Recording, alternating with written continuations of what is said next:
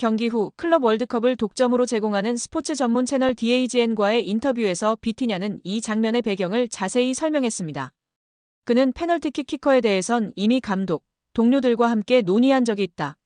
보통 덴벨레가 찬다면서 오늘은 내가 차는 차례였지만 나는 공격수가 아니다. 팀이 이기고 있는 상황이라면 골이 필요한 공격수에게 기회를 주기로 한 게 우리의 방침이라며 이강인에게 기회를 넘긴 이유를 밝혔습니다. 이어 그는 이강인은 득점이 필요했기 때문에 자연스럽게 양보한 것이라고 덧붙였습니다. 이강인은 동료의 배려를 득점으로 완벽히 보답했습니다. 그는 페널티킥 키커로 나서 자신감 있게 오른발로 강하게 찬 볼을 골문 좌측 하단으로 정확히 밀어 넣었습니다. 아틀레티코의 골키퍼 얀 오블락은 반대 방향으로 몸을 날렸고 이강인의 슛은 골망을 흔들며 경기의 마지막 골로 기록됐습니다. 골 직후 이강인은 자신에게 페널티킥 기회를 넘긴 비티냐에 감사를 표하며 가리키는 듯한 세리머니를 선보였습니다. 이후 비티냐는 물론 네베스, 하키미 등 동료들이 이강인 곁으로 달려와 축하 인사를 건네며 진심 어린 박수를 보냈습니다. 이로써 이강인은 개편된 형식으로 처음 치러지는 이번 피파 클럽 월드컵에서 득점한 첫 번째 한국인 선수가 됐습니다. 이미 지난 시즌 유럽 챔피언스 리그, 프랑스 리그, 프랑스컵에서 모두 우승하며 유럽 트래블을 달성한 그는 다시 한번 한국 축구 역사에 이름을 새겼습니다. 또한 개인적으로는 무려 7개월 만에 PSG 소속으로 마침내 골 침묵을 깨뜨렸습니다. 여기에 축구 통계 매체 후스코어드닷컴은 공식 SNS를 통해 이번 시즌 유럽 5대 리그에서 90분당 가장 많은 찬스를 만들어낸 선수들을 발표하며 이강인의 성과를 주목받게 만들었습니다. 유럽 5대 리그는 프리미어리그, 라리가, 분데스리가, 세리에 A, 그리고 리그앙을 포함하는데요. 이 5개 리그 전체 선수들 중에서 90분당 기회 창출이 가장 많았던 선수는 바이에른 뮌헨의 마이클 올리세로 90분당 1.23회로 1위를 차지했습니다. 그 뒤를 이어 아스널의 부카요 사카가 1.09회로 2위, 맨체스터 시티 이적이 확정된 라얀 셰르키가 0.97회로 3위를 기록했으며 바르셀로나의 초신성 라민 야말이 0.88회로 4위에 올랐습니다. 이어 5위는 파리 생제르맹에서 뛰고 있는 이강인이 차지했습니다. 이강인은 90분당 0.86회의 기회 창출을 기록하며 그의 정확한 킥과 남다른 시야가 동료들에게 많은 기회를 만들어주는 역할을 했습니다. 열거된 선수들이 현재 세계 축구계에서 촉망받는 유망주이거나 세계 최고 중 한 명으로 꼽히는 선수들인데요. 이강인 선수의 잠재력, 천재성을 다시금 확인할 수 있는 상황입니다. 공격형 미드필더나 우측 윙어로 나서 찔러주는 킬패스가 일품인 이강인은 지난 10일 열린 2026 국제축구연맹 북중미 월드컵 아시아 지역 3차 예선 B조 10차전 쿠웨이트전에서 그의 장점을 여실히 보여주었습니다. 이날 이강인은 직접 골을 터뜨렸을 뿐 아니라 기회 창출도 무려 7번을 기록하면서 공격 활로를 뚫어섰습니다. 여기에 주민규와의 단독 인터뷰가 화제가 되고 있는데요. 다양한 이야기 속 이강인 선수와 관련한 일화가 화제가 되고 있습니다. 주민규는 지난 3월 북중미 월드컵 아시아 지역 2차 예선을 앞두고 33세 333일이라는 나이로 국가대표 최고령 최초 발탁 기록을 썼습니다. 앞서 지난 6일 싱가포르전에서는 34세 54일 나이에 데뷔골을 터뜨리며 관심을 한몸에 받기도 했습니다. 그는 주변서 2026 북중미 월드컵도 가야 하지 않느냐고 말한다. 물론 마음속엔 있을지라도 생각하지 않으려고 한다. 현재에 충실하며 많은 골을 넣는 게 목표라고 말했습니다. 그런가 하면 주민규는 대표팀 합류 당시 주장 손흥민을 비롯해 조현우, 엄원상 등 동료들의 도움이 컸다고 말했습니다. 내가 낯을 많이 가린다. 또 나이가 많아 당장 어울릴 사람이 없지 않을까 걱정했는데 동생들이 다가와 줬다며 고마움을 전했습니다.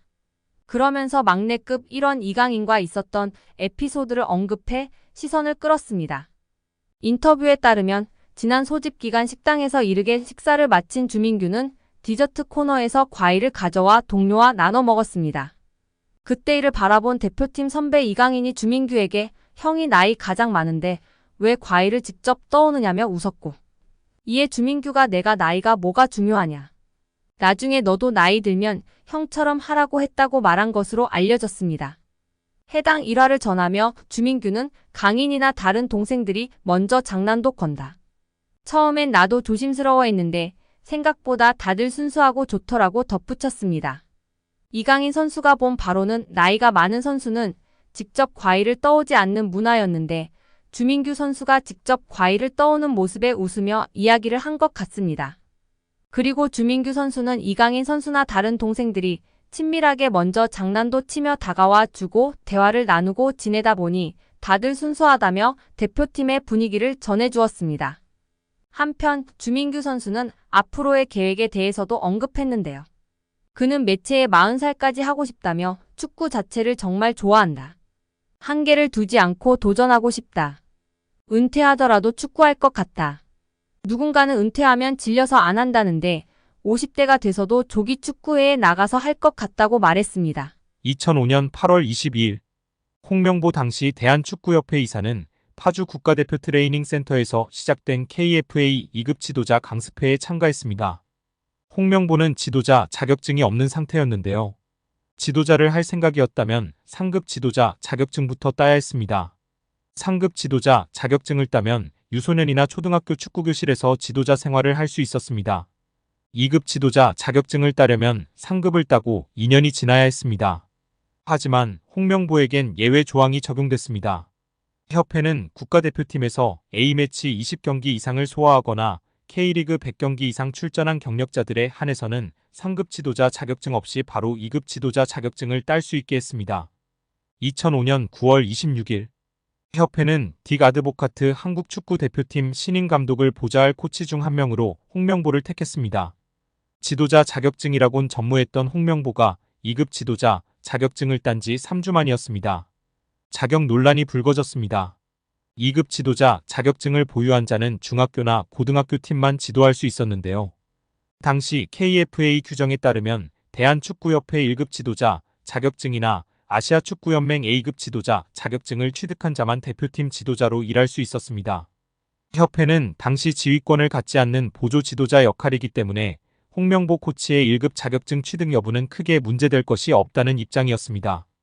지도자 경력이라곤 지도자 수업 3주뿐이었던 홍명보는 국가대표팀 코칭 스태프에 합류한 역사적인 사건이었습니다.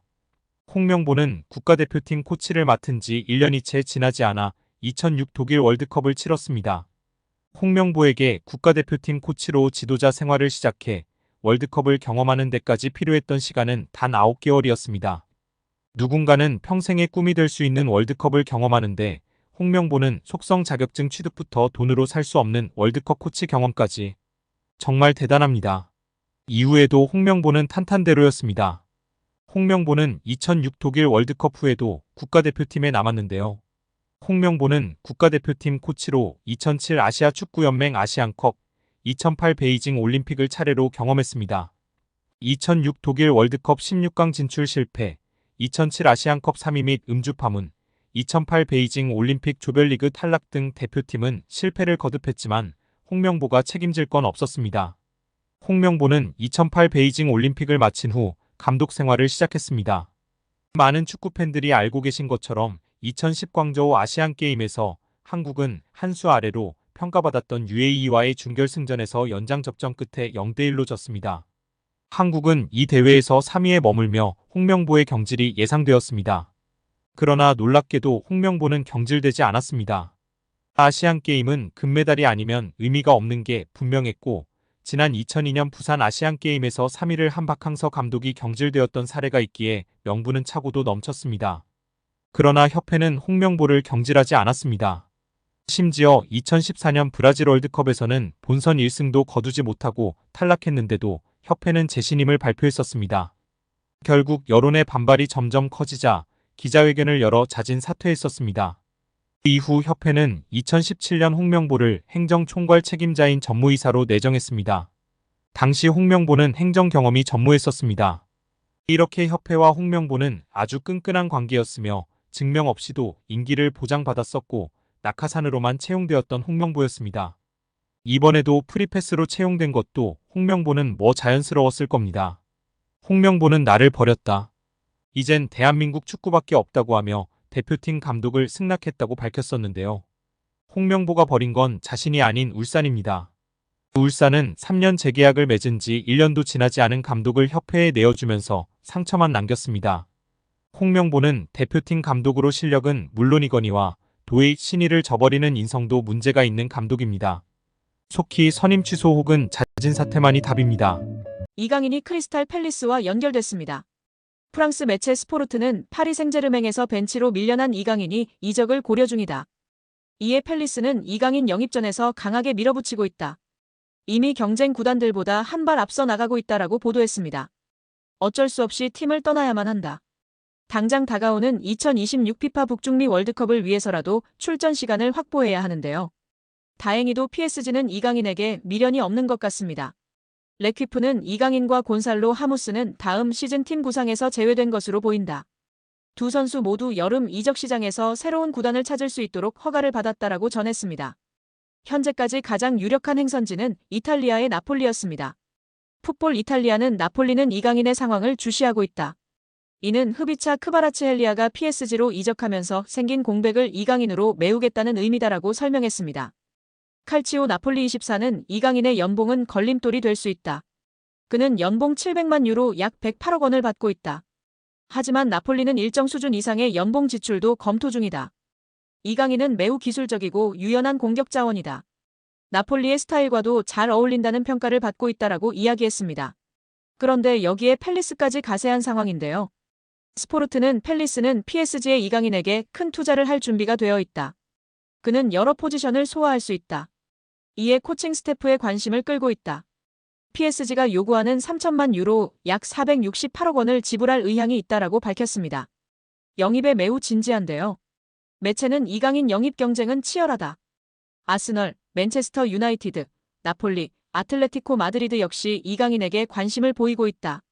하지만 팰리스는 출전 시간과 중요한 역할을 약속함으로써 경쟁 구단들과 차별화를 시도하고 있다라고 주장했습니다.